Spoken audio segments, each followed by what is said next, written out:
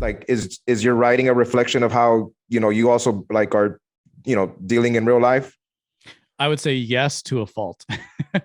Because sometimes and this is something that I've had to work on over the last couple of years myself, is I've always kind of been a more like, and in fact some of the like removing emotion is a coping mechanism that I do, because this isn't to say I'm an emotionless creature, and in fact I'm not. I'm a very passionate person by my nature. So the rationalization and trying to remove that emotional baggage from things was kind of, I think, something that probably started before before I became like a full human, like a human adult, right? If that makes sense. So yes, it is. But that doesn't mean that like a cold, calculated approach is good for everything, because you do still have to feel.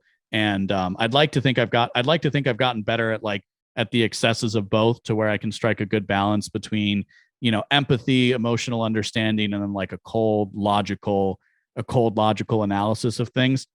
But yeah, it's definitely something that comes through in my personal life, and it doesn't always work well for you. But again, it does have some benefits. Give an example of when it doesn't. Like, what do you mean? Like, you just, like, you should have been emotional on one, like more emotionally in tune with the whatever the situation was, or yeah, like I'm a very present person. So okay. when I've tried date and I travel a lot and I'm always on the road, it can be difficult for me to maintain like a new relationship if I'm dating somebody, to where like it's, and this is the feedback that I've gotten in the few times that I've dated over the last few years, when I've dated somebody beyond like a couple of dates. It's like, when we're together, we have so much fun and you're such a great guy to be around. But when we're apart, it's not really the same. And there's like a detachment that comes from that. I don't know, maybe that's just something that always happens, and it's kind of, you kind of got to build the relationship with people. But that's one that comes to mind, where like I can be that person that's too much in his own head.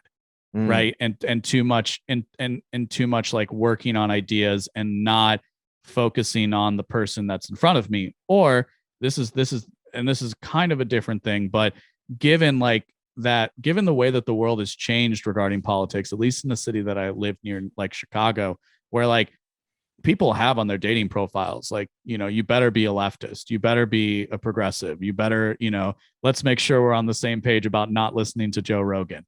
And it's kind of this, it then like causes me, as somebody who is like exploring ideas, doing the political analysis, has always been something that I've done. And I've tried to like taper that down, I guess. And so then I also notice that when I'm trying to get into a relationship with somebody, can cause like some friction, because they might be interested and I really, really want to talk about something, but it's like, hang on, you can't let the crazy out all at once.